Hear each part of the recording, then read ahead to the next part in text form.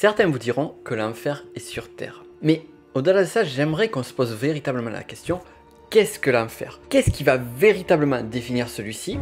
Vous êtes quoi? Oh, on me donne tant de noms différents. Est-ce que l'enfer existe? Il y a 300 ans, vous aurez brûlé vive pour avoir dit une chose pareille. Il y a 300 ans, je n'aurais pas dit une chose pareille. Pour comprendre tous ces sujets, et aussi pour voir l'enjeu qui est caché derrière, Voilà les termes du contrat. et aussi voir pourquoi l'enfer peut également être le point de départ pour la recherche d'une forme de paradis. Alors on va voir tout cela en détail et on va s'intéresser surtout à l'œuvre majeure qui a influencé de nombreuses définitions, de nombreuses perspectives de l'enfer.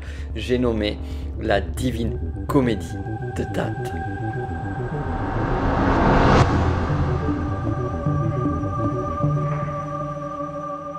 L'œuvre de Dante est juste incroyable. C'est d'ailleurs le travail d'une vie et elle a influencé à divers niveaux de par les différentes grilles de lecture qu'on pourrait avoir. Elle a influencé des artistes, elle a influencé la religion, elle a influencé également d'autres personnes qui ont vu l'aspect plus psychologique ou philosophique. D'ailleurs, c'est chouette parce que dans cette vidéo, on va parler notamment plus particulièrement de la partie psychologique et spirituelle, mais tout d'abord, on va vraiment se poser la question clé, c'est quoi l'enfer? Et qu'est-ce que Dante voulait nous dire derrière son œuvre et derrière sa définition de l'enfer? Je vous souhaite la bienvenue sur cette vidéo, je m'appelle Nico Pen, je suis l'auteur du petit livre de l'énagramme qui est juste là et de la formation technicien énagramme. On va pas parler d'énagramme, mais on va parler d'un sujet qui se retrouve en 9 points, ou particulièrement 9 cercles. Alors c'est quoi l'enfer de Dante? La Divine Comédie est une œuvre qui a finalement été l'œuvre de la vie de Dante, qui se résume en 100 chants.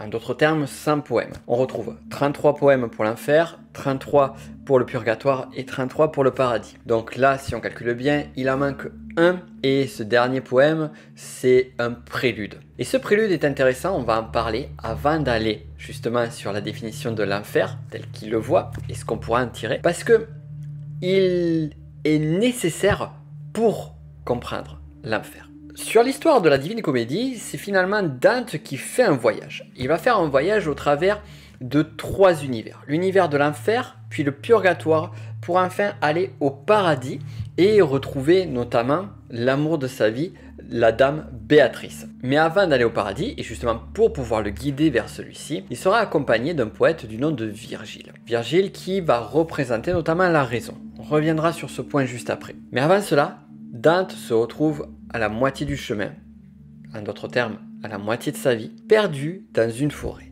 perdu dans l'obscurité. Il voit des rayons du soleil, qui est une forme d'espoir, et lorsqu'il décide d'avancer dans un lieu plein de ténèbres, un lieu qui réveille toutes ses peurs et surtout toute la tristesse qu'il ressent à l'intérieur de lui, cette perte de sens, ce vide intérieur, au moment où il commence à voir une lueur d'espoir, se trouvent face à lui 3 bêtes. Plus particulièrement 3 fauves. Ces 3 fauves, 3 animaux sauvages, pourraient représenter nos instincts primaires, pourraient représenter nos compulsions, pourraient représenter cette partie désagréable, cette partie sombre de notre personne. Et ces 3 bêtes l'empêchent d'avancer, l'empêchent d'aller vers la lumière. C'est là que notre ami Virgile va arriver et va aider Dante à le guider dans l'obscurité. Déjà, qu'est-ce que veut nous dire Dante au travers de cette forêt? Eh bien, tout simplement, c'est le lieu de l'homme qui va errer dans sa vie sans savoir où aller, en se laissant bouffer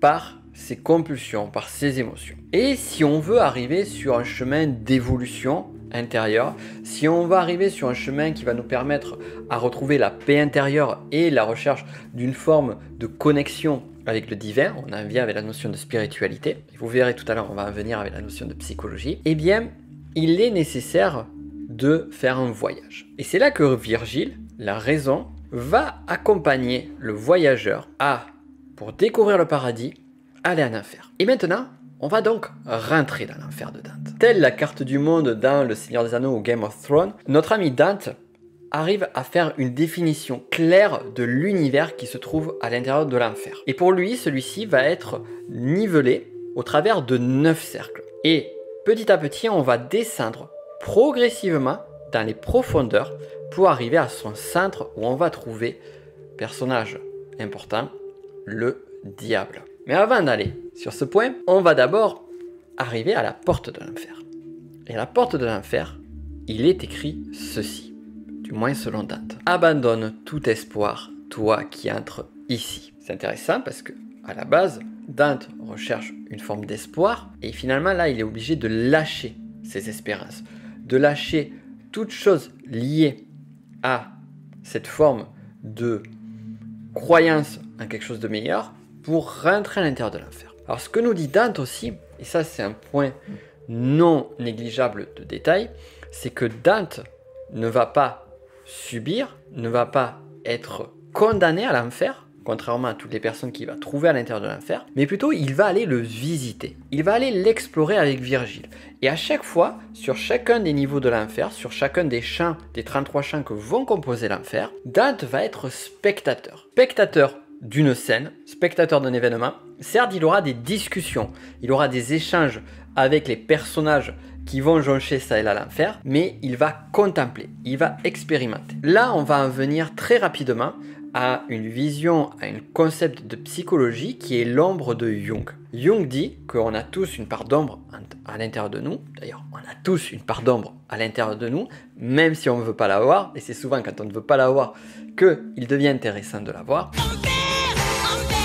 Et justement, le travail de Dante, c'est d'aller dans ses propres profondeurs. Les profondeurs de l'enfer correspondent finalement aux profondeurs de l'humain, de l'homme avec un grand H. Et au travers de son voyage et de ses différentes rencontres, il va se confronter à ce qu'il y a de plus naturel, de plus bestial, mais aussi finalement ce qu'il y a de plus humain.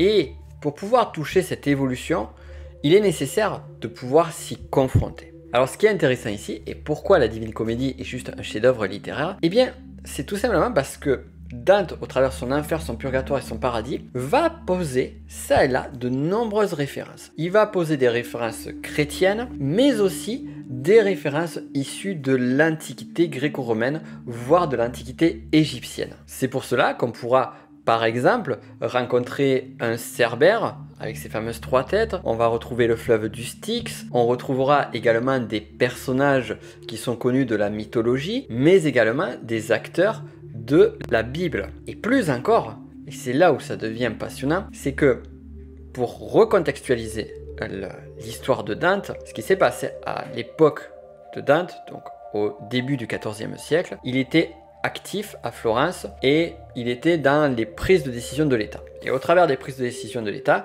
il y avait vraiment 2 groupements. Et sur ces 2 groupements, au regard de ses idées, au regard de ses initiatives, eh bien, il s'est retrouvé exclu pour être finalement banni de Florence. Ce qui est tragique, c'est que cette ville qui est la ville qu'il a aimée, la ville qu'il a chérie, la ville qui était le cœur de tout son amour, eh bien, il ne pourra plus jamais la revoir jusqu'à la fin de sa vie. Petite parenthèse d'ailleurs, il me semble que c'est en 2008, la ville de Florence a décidé de officiellement réintégrer ou réautoriser Dante à revenir dans la ville. Bien évidemment, il a été valorisé et il est valorisé depuis très longtemps dans cette ville de Florence, mais c'était juste d'un point de vue symbolique de dire voilà, maintenant tu as le droit de revenir dans ta ville. Alors maintenant, venons-en plus en détail sur ces fameux cercles de l'enfer.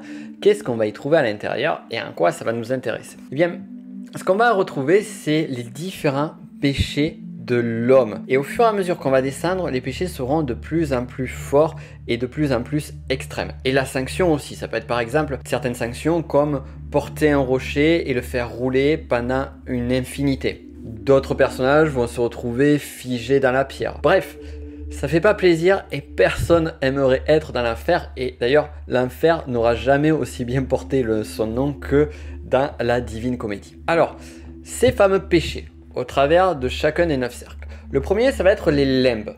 Donc finalement, c'est pas un péché en tant que tel, mais ça va être toutes les personnes qui ont refusé de croire au Christ et de croire à la religion chrétienne. Rappelons-nous du contexte, nous sommes donc à l'époque du Moyen-Âge, nous sommes donc en Italie, nous sommes également sur le joug de la puissance aussi bien religieuse que matérielle du Vatican ou de Rome à l'époque. Et donc cette influence-là, on va le retrouver au travers de l'œuvre de Dante. Ensuite, on va retrouver sur le cercle numéro 2 la luxure, le troisième la gourmandise, le quatrième la cupidité, le cinquième la colère, le sixième l'hérésie. Alors l'hérésie, qu'est-ce que c'est?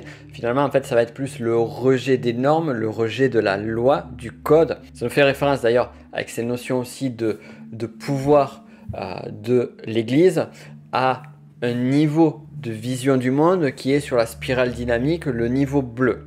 Celles et ceux qui ne connaissent pas la spirale dynamique, j'ai fait plusieurs vidéos, vous les trouverez en lien ici ou sur ma chaîne YouTube. Il y a une playlist qui est exclusivement dédiée à ceci. Ensuite, sur cette hiérarchie-là, on va continuer à augmenter sur l'importance du péché. On va retrouver au 7e cercle la violence, puis ensuite la fraude au 8e.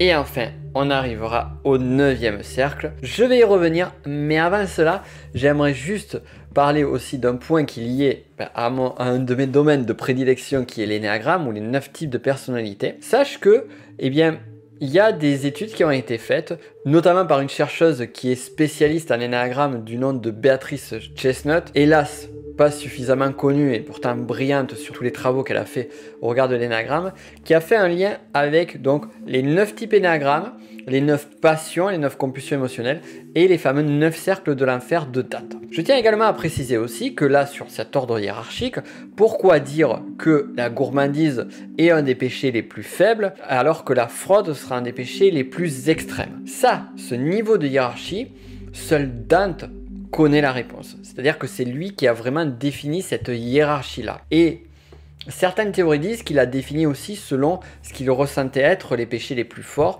et en même temps les péchés que lui il semblait avoir à l'intérieur de lui, eh bien étaient parmi les péchés les plus extrêmes. J'en viens ici sur la notion de péché. La notion de péché ici, il ne faut pas la voir sur la vision qu'on va avoir des 7 péchés capitaux ou d'une vision très finalement manichéenne, c'est bien, c'est mal, on va éviter d'avoir des péchés. Non, on va les voir sur une approche plus ouverte, plus élevée, qui est déjà présente sur l'énéagramme, mais pas que, qui est de voir plutôt cela comme des formes de passion.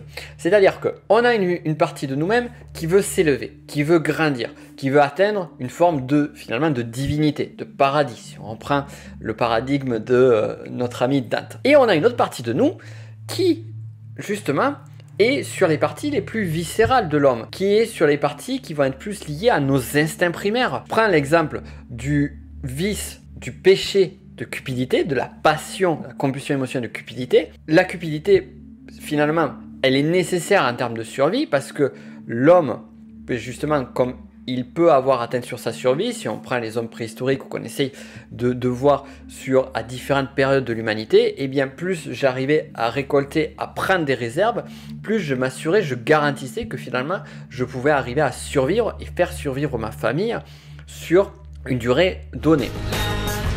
Foutez le camp de mon territoire.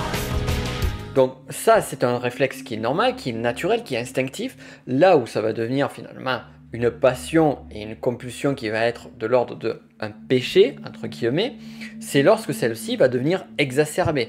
Et celle-ci va être nuisible aussi bien pour soi que pour les autres. Donc ici, c'est un point clé qu'il faut comprendre ici.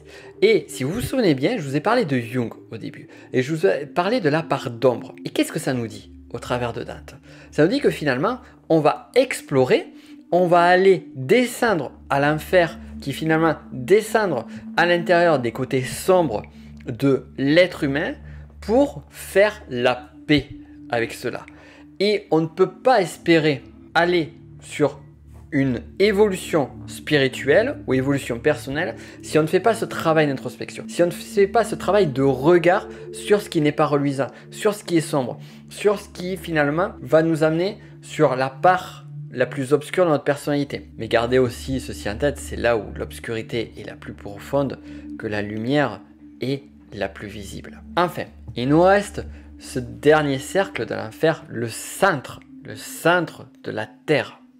Au centre de la Terre, on va retrouver, selon le monde de Dante, le diable. Alors lorsque j'ai lu l'enfer de Dante, je m'attendais justement à ce que le diable interagisse avec l'interlocuteur principal, Dante ou Virgile. Je m'attendais à ce qu'il ait une action qui pouvait être agressive ou vicieuse vis-à-vis de celui-ci. Et en fait, il n'en est rien. Et j'ai trouvé ça assez passionnant. C'est-à-dire que Dante décrit le diable comme un personnage immense qui va faire, alors je sais plus, 7 ou 8 mètres de haut et qui va avoir 3 visages. Et son travail, son énergie perpétuelle que va avoir le diable, ça va être de manger 3 personnes.